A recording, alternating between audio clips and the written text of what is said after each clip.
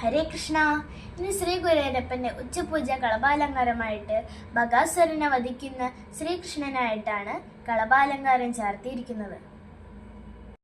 അപ്പോൾ ഇന്ന് നമുക്ക് ഭഗവാന്റെ ബകാസുരവധത്തെ അനുസ്മരിക്കാം.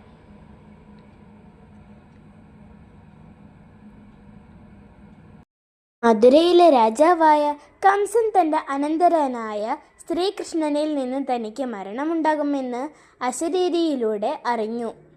തുടർന്ന് കൃഷ്ണനെ വധിക്കാനായി നിരന്തരം അസുരന്മാരെ ഗോകുലത്തിലേക്ക് അയക്കുകയും ചെയ്തു. പൂതന, തൃണാവർത്തൻ എന്നിവർക്ക് ശേഷം കംസൻ അയച്ച അസുരനാണ് ബകാസുരൻ. ഭീകരനായ ഒരു കൊക്കിന്റെ രൂപമാണ് ബകാസുരൻ സ്വീകരിച്ചത്. ഇത്രയും വലിയൊരു പക്ഷിരൂപം ഭൂമിയിൽ വേറെ ഉണ്ടായിരുന്നില്ല. ഇത് ഗോകുലത്തിലെയും വൃന്ദാവനത്തിലെയും ജനങ്ങളെയെല്ലാം ഭയപ്പെടുത്തി. ശ്രീകൃഷ്ണനും ഗോപാലകരും ചേർന്ന് യമുനയുടെ തീരത്ത് കളിക്കുന്ന സമയത്താണ് ബകാസുരൻ അവിടെ എത്തിയത്. ഭീകരനായ കൊക്കിന്റെ രൂപത്തിൽ വന്ന ബകാസുരൻ തന്റെ കൂർത്ത കൊക്കുകൾ തുറന്ന് കൃഷ്ണന്റെ നേർക്ക് പാഞ്ഞടുത്തു. കൃഷ്ണൻ കളിയാടുന്നത് പോലെ നിന്നു. ബകാസുരൻ കൃഷ്ണനെ ഒറ്റയടിക്ക് വിഴുങ്ങി.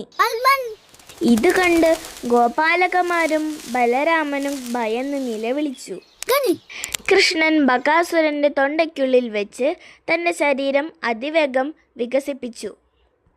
ഭഗവാന്റെ ശരീരം അകത്ത് വളർന്നതോടെ അതിഭയങ്കരമായ ചൂടും വേദനയും അസുരന് അനുഭവപ്പെട്ടു.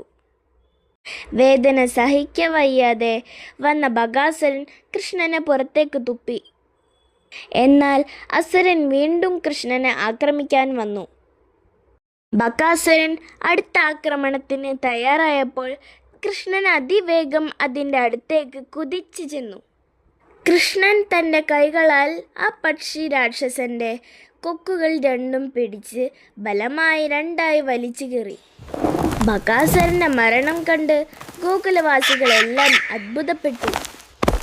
കൃഷ്ണന്റെ ഈ ലീല അവർക്ക് വലിയ സന്തോഷവും ആശ്വാസവും നൽകി. അങ്ങനെ കംസൻ അയച്ച മറ്റൊരു അസുരൻ കൂടി ഭഗവാന്റെ കൈകളാൽ മോക്ഷം പ്രാപിച്ചു. അപ്പൊ എല്ലാവർക്കും കഥ ഇഷ്ടമായി എന്ന് വിചാരിക്കുന്നു. എല്ലാവരും അഭിപ്രായങ്ങൾ കമന്റിൽ രേഖപ്പെടുത്താൻ മറക്കരുതേ. നന്ദി, നമസ്കാരം. ഹരേ കൃഷ്ണ.